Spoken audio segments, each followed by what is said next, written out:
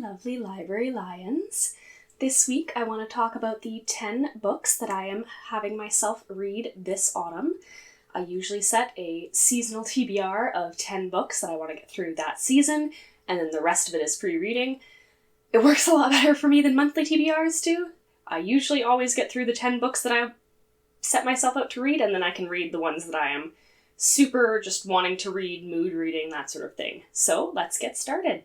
The first book that I want to talk about, I don't have a physical copy yet because I'm hoping to get the Illumicrate copy of it. I am on the wait list. They told me that I'm going to be on for September, so I'm hoping, and it is Empire of the Vampire by J. Kristoff. So honestly, I don't think I've ever read the full synopsis of this book. I just love J. Kristoff's writing, and I'm loving this resurgence of vampires that we are seeing in a lot of fiction right now, so I'm super excited to read it. My best friend is also getting this crate, so we might even read it at the same time and do a buddy read. I've been doing a few buddy reads recently, and I found that they're super fun, and I'm really enjoying them, so I hope that I can do that with her. And honestly, the cover is just gorgeous. It looks like it's going to be like a fat read. I'm sure I'm going to enjoy it, so that's why it's on here. I don't usually put new releases onto my seasonal TBRs, but this one is thick, and I wanted to make sure that I made time for it and that I went into autumn with the intention of I'm going to read this book as soon as I get it from Illumicrate, which is sometime in October, I hope. So that is the first book I want to read, and I really, really hope that I can get the special edition of it and get through it with my friend. The second book on my list for autumn is Words in Deep Blue by Kath Crowley. So this book has been on my TBR for years. And it's honestly not one that I'm super excited about anymore, but I have this mentality that once something is on my physical TBR, I have to read it. I don't unhaul books that I haven't read, so I have to read this. It's fairly short. It's a contemporary romance that features a bookstore, which sounds very beautiful. Maybe I'll actually enjoy it. At one point I thought I was going to love it, so I put it on my TBR and I bought it. Now I'm just not super into contemporary romance. I'm not really feeling it, but I have had it on my cart for 2 years now, I feel like, and I really need to get it off of there. So I'm going to get through it. It shouldn't be too hard to get through, and then if I love it, I'll keep it and I'll be pleasantly surprised, and if not, I can finally toss it into a box to unhaul when I do my next big unhaul, and it'll be done with, and it won't be taking up space on my cart, which could be used by books that I am actually excited to read. This autumn, I also want to read The Toll by Neal Shusterman. I read Scythe about 2 years ago, and then I read Thunderhead just in the summer, and as soon as I finished Thunderhead, I knew I needed to get into The Toll. I needed to do it soon before I forgot what happened, and I just really want to complete this series because it has been on my TBR so long since I read Scythe, and I'm just really bad at reading sequels and keeping up with series. So I want to get this one done with so that I can say that I finished it. It's not on my TBR. I can start completing a different series that has been waiting for years to be finished. I'm really excited about it, honestly. This is maybe one of the best sort of speculative fiction that I have ever read. I think it's an amazing young adult novel. I really enjoyed every second that I read Scythe and Thunderhead. I like the twists. The characters, I'm kind of iffy on, but it's not really about the characters as much as it's about the world and seeing how things work and seeing how things can be manipulated by either the protagonists or the antagonists and how they can twist the rules of the world to fit them. I want to see how it ends. I don't think it's going to end well because a lot of Neal Shusterman's books don't, and I kind of love that for this. I hope the ending isn't good, but I know that a lot of people say The Toll is terrible and that they actually disliked it. They didn't like it at all. It's the worst book of the trilogy. I'm stumbling a lot today on my words. It's the worst book of the trilogy, and I'm going in with that knowledge that it could be disappointing, but I'm really hoping it won't be because I love the first two so much.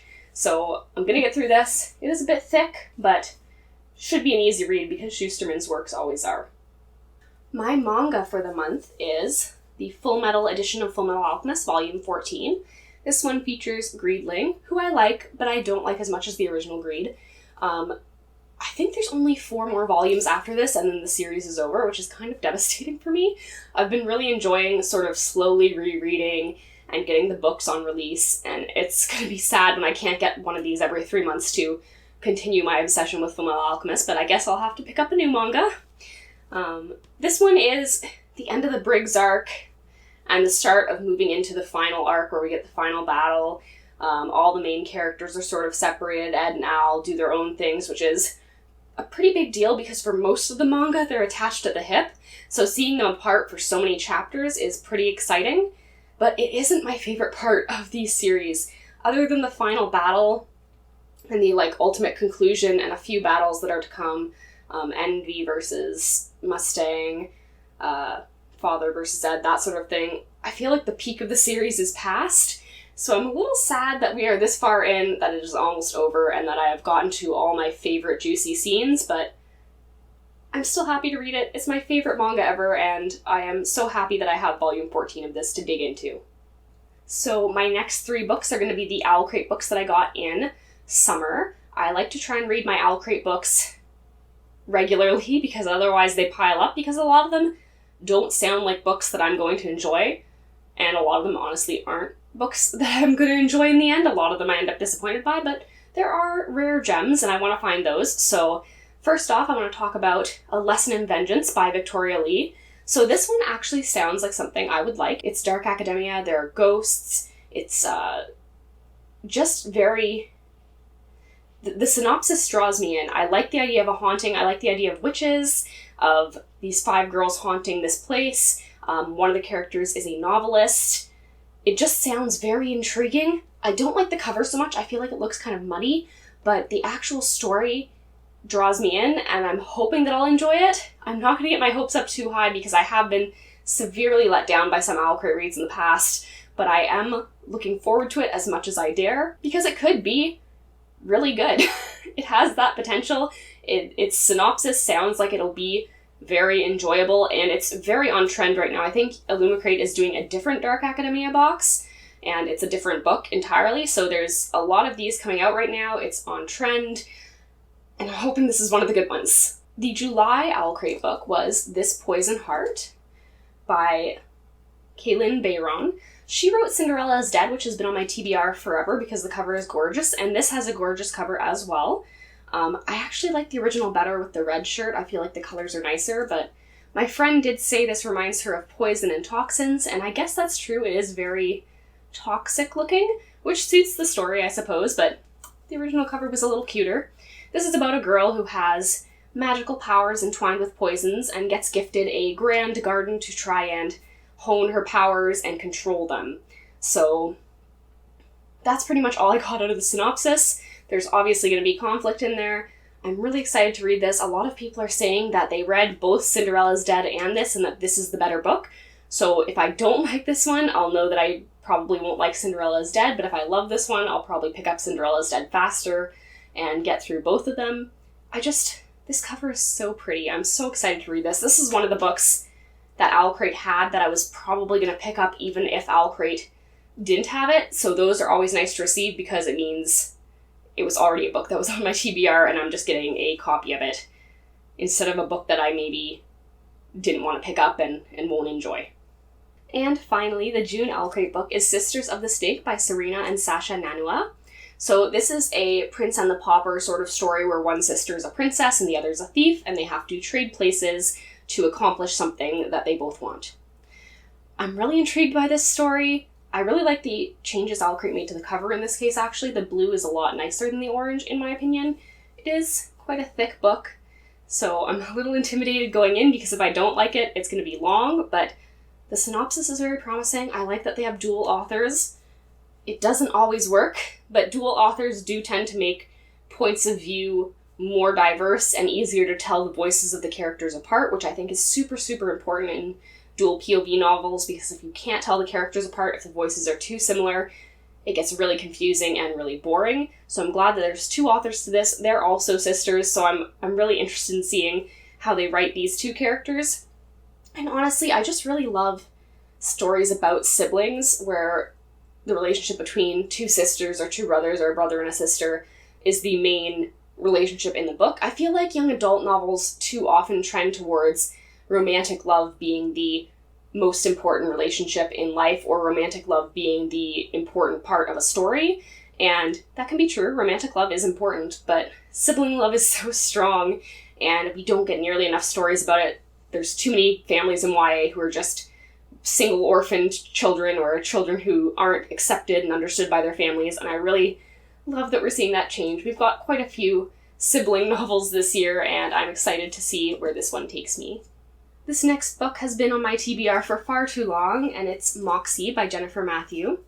So I read her other books, The Truth About Alice, which I thought was fine, but I didn't super love, and then Devoted, which I adore. Devoted is perhaps one of my favorite contemporary novels. It's about a girl who is part of a family who is in the quiverful lifestyle, which is a little cult-like, and she's not allowed to go to school. She's expected to sort of get married and have babies and be her husband's helpmeet, which means, cooking, cleaning, doing domestic chores for her husband and being subservient. And she doesn't want that life. She feels like she has so much potential. She's smart. She wants to go out on her own. She wants to be able to have a job, to be able to learn. And it's about her struggles there. Moxie is her newest book, or it was her newest book at the time that I bought this, and then I never read it. So it may not still be her newest book, but it's the newest one I own by her, and it's already been turned into a full movie while I was waiting to read it. So I'm hoping that I can read it because then I can watch the movie and see how they compare. I always read the book first, just because I like going into books without knowing the ending, because they're so long, and if I know the ending, I feel a little robbed. And I'm not enjoying it as much. So I'm really excited to dig into this. It's not too long, and it's a contemporary, so it should be a fairly quick read. I'm really excited for that. And it's one of the lightest reads, I think, on my TBR this month, which is very fat and full of fantasy and heavy things, so I'm going to use this as sort of a break, and also because it's been on my TBR for ages and ages, and I finally need to get through it. Next up, we have another sequel, and it's The Camelot Betrayal by Kiersten White. So this is the sequel to The Guinevere Deception, which is a retelling of King Arthur that I absolutely adore. So in this story, Guinevere is the daughter of Merlin, and she is getting married to Arthur to protect him. So she's a wizard witch of her own, and she has some magic, not as grand as Merlin's magic, but she has some magic that she's using to protect Arthur by being close to him through the marriage. And that's a really interesting concept starting off, but I adore what they did with Lancelot. I can't say it because it's a spoiler, but I just, the Lancelot character and what it means for the relationship between Lancelot and Guinevere is really intriguing to me. I need to know where it goes, so I got this book as soon as I could, which evidently was not soon enough because the third book is almost out, or is out. One of the two. I think it's almost out. I think it comes out in fall. So I'm going to try and get through this one so that I can get the third one and read it, because honestly, this is one of the series that Owl Crate turned me onto, and I really enjoyed. I can't wait to see where Guinevere goes, where Arthur goes, and how the whole thing with Lancelot ends up working out, because that could be very exciting. And finally, we end on a sequel, which is Muse of Nightmares by Laini Taylor. I read Strange the Dreamer about a year ago, and I fell in love with it. It's very hard to explain other than that it's about a boy named Laszlo who loves books, and a girl named Sarai who is the daughter of sort of dismissed gods. And the first book was Strange the Dreamer, which is named after Laszlo, and this is Muse of Nightmare, which is named after Sarai. So it's a duology, and it's a romance, it's a fantasy, and obviously Laini Taylor is sort of a master of world building and creating things that feel magical. A lot of the time in fantasy, the magic feels dull to me. This feels whimsical and magical, and I love the way it's written. I love the way she depicts magic. There's just so much wonder in this book that I am so excited to read it, and I'm glad that I got the original cover, because I was really worried for a while that I wouldn't be able to find this cover of it, because I don't think it's in print anymore, and I need it to match my copy of Strange the Dreamer. So it is, again, a pretty big read, but I don't think this one's going to be a struggle to get through because I love it so much, and Laini Taylor's writing is just always a delight. I'm excited to finish this series because then I can force myself to finish the Daughter of Smoke and Bones series, which I also read the first book of and then didn't pick up the second book yet. So once I'm done this, that is my next goal. So those are the 10 books that I'm going to be reading in autumn.